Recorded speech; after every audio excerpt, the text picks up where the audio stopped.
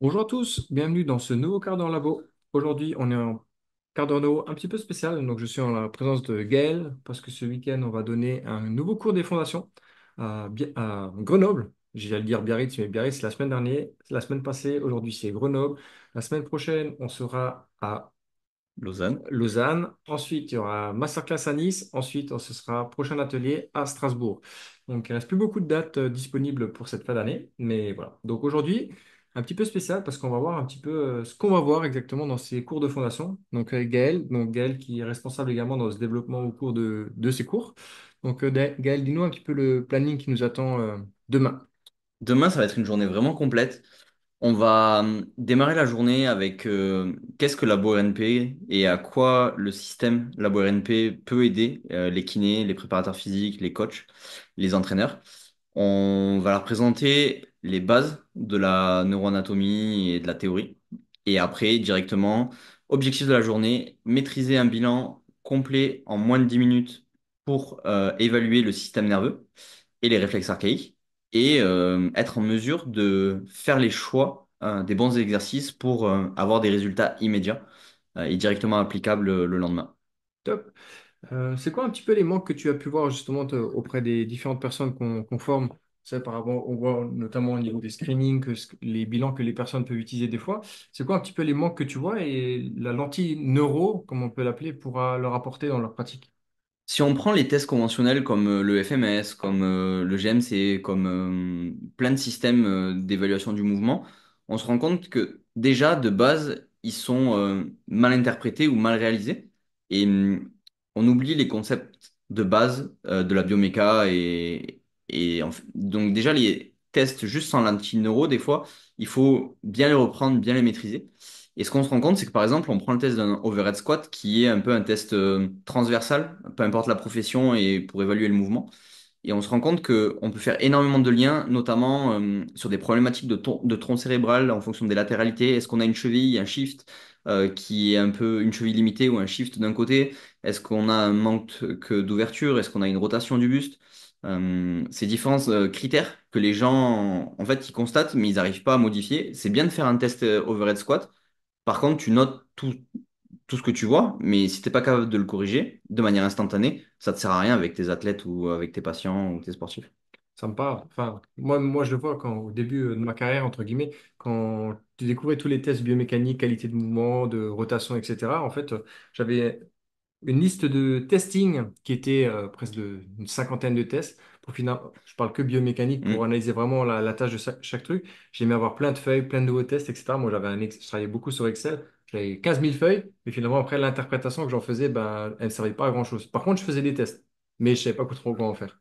Ouais, c'est un peu la problématique. Aujourd'hui, en fait, nous, ce qu'on veut, c'est l'inverse. C'est au lieu de passer 2 heures à faire un test Hmm. qui va mettre 6 mois à être corrigé, nous, ce qu'on veut, c'est passe 10 minutes à faire un test et corrige-le en 30 secondes pour améliorer directement et avoir des gains avec ton athlète de manière immédiate. Ouais. Et je pense que le grand maître mot à bien retenir, c'est le bilan n'a d'objectif qu'une correction qui va y amener. Dans le sens, ce que je veux dire par là, c'est que le bilan, c'est bien beau, mais si tu n'en fais rien derrière, ça ne sert pas à grand-chose. Il faut juste que le bilan donne des perspectives ou des pistes de réflexion pour régler la problématique de la personne ou de l'athlète ou du sportif ou de la personne en rééducation par rapport à ce qu'elle recherche finalement. Et c'est pas juste faire un bilan pour faire un bilan et pour dire, ouais, j'ai fait 50 tests. OK, mais qu'est-ce que t'en tires? Ouais. Hmm. Voilà, c'est marrant parce que ça rejoint quand même beaucoup de problématiques ou de limitations que les coachs ont. On fait beaucoup de bilans, mais après, on ne sait pas trop quoi en faire. Et Hmm. moi-même, j'étais passé par cette étape, on va dire, où justement, bah, comme je disais, hein, j'avais plein de tests, mais je ne savais pas trop quoi en faire. On va dire, c'est cette réflexion autour de bah, qu'est-ce que je fais concrètement sur le terrain qui m'a emmené à cette réflexion autour de la neuro et pour ensuite, finalement, avoir un testing qui est beaucoup plus centré sur la personne et sur l'objectif plutôt que de démultiplier. Et ça rejoint toujours un adage que j'aime bien dire, c'est less is more. Le moins t'en fais, mais qui t'apporte le plus d'hypothèses de travail en tout cas. Ouais, d'hypothèse de travail et surtout de enfin, d'axe terrain. Parce que Hmm. c'est bien de mesurer des amplitudes, mais ok, c'est pourquoi tu as une flexion de cheville qui est limitée? Et surtout, qu'est-ce que ça te sert dans ta discipline? Il n'y a aucun intérêt. Enfin, il n'y a aucun intérêt. Ouais. Il y a des gens, ils voient pas encore d'intérêt. Un patient, il va pas venir te voir parce que, tu sais, je me lève le matin, ah, j'ai ma cheville limitée. Bah, tu sais, ah, il faut que je gagne 10 degrés, mais il y a personne qui va venir te voir en cabinet avec ça ou en séance. Mais je pense qu'il y a aussi cette fausse croyance qui est faut que tu sois mobile pour pouvoir être fort et ne plus avoir de douleur. Au Hmm. même titre, c'est un peu des croyances comme mange des carottes et tu auras une meilleure vue. Ouais, C'est une c'est un fausse, raccourci. c'est un raccourci qui est très, très vite présent et c'est peut-être aussi pour ça, ils se disent ouais. Et après, aujourd'hui, dans le monde de l'entraînement, on te dit ouais, si t'es raide, si t'es pas mobile, c'est pour ça que tu as mal. Et au fur et à mesure, ce discours, il, il est véhiculé et forcément, les gens commencent à y croire en fait, finalement. Ouais. Alors que nous, chez Labo, on a une vision qui est plus complète. On a des screenings d'amplitude, mais on va aller le compléter avec notamment les déficits de force, avec la stabilité ou l'équilibre. Et en fait, on se rend compte que l'amplitude seule, elle n'est pas parlante. Par contre, si dans ton screening, tu vas évaluer la force et l'équilibre en plus de ton amplitude, de manière simple. Quand on parle d'évaluer la force, c'est pas une plateforme de force ou une jauge, ça se fait un testing en 30 secondes, tu vois. Et aujourd'hui, enfin, on va leur montrer ça demain, en début de journée, et quand ils vont recouper les trois qualités, ben, ça va faire du sens, et quand on met la lentille neuro, ça s'éclaircit, et ça évolue de manière instantanée. Et j'aimerais rebondir là-dessus. Hop. Tous ceux qui sont à nos séminaires savent ce qu'on a fait lorsqu'on a eu un rebondir dessus. Euh, Ce qui est très intéressant, c'est que le but de la neuro n'est pas de, on va dire, régler toutes les problématiques. L'idée, c'est juste enlever certains leviers, certains freins pour pouvoir vraiment exploiter ta force. C'est-à-dire que des fois, les restrictions de mobilité ne sont pas des vraies restrictions au niveau tissulaire. T'as beau faire tout le développement, c'est juste ton système nerveux qui met un frein à main. Par contre, et là, c'est un travail de concert à réaliser dans le développement tissulaire, où tu vas pouvoir d'une part enlever les contraintes, à la neuro, dans lequel tu vas pouvoir faire un vrai travail dessus pour le développement de la mobilité.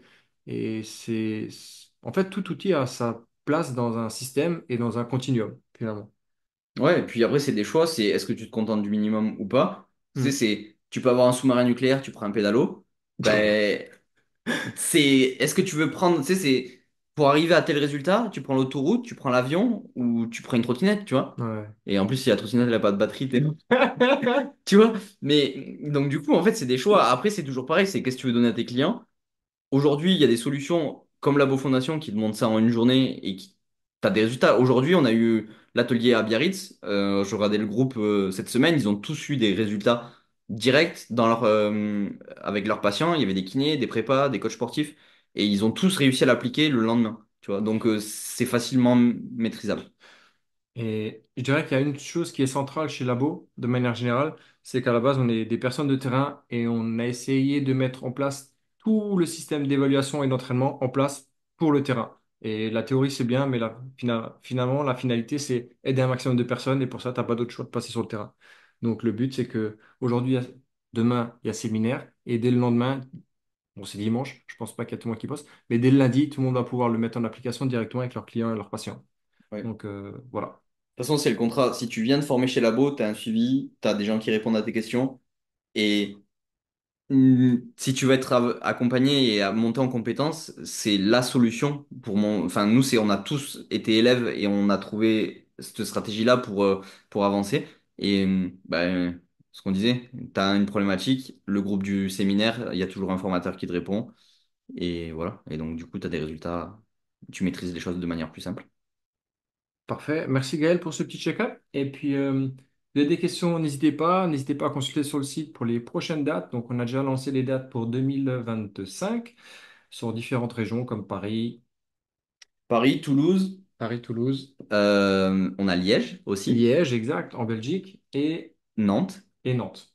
C'est à peu près ça, je crois, pour Ouais, c'est 2025. ça. Et 2020. puis, dans tous les cas, on reste à l'écoute. Si jamais vous voulez faire venir une fondation dans votre ville, il y a un onglet pour ça. On peut se déplacer et on sera ravis de venir vous rencontrer. Parfait. Merci beaucoup. Je vous souhaite à tous une très bonne journée. Ciao, ciao.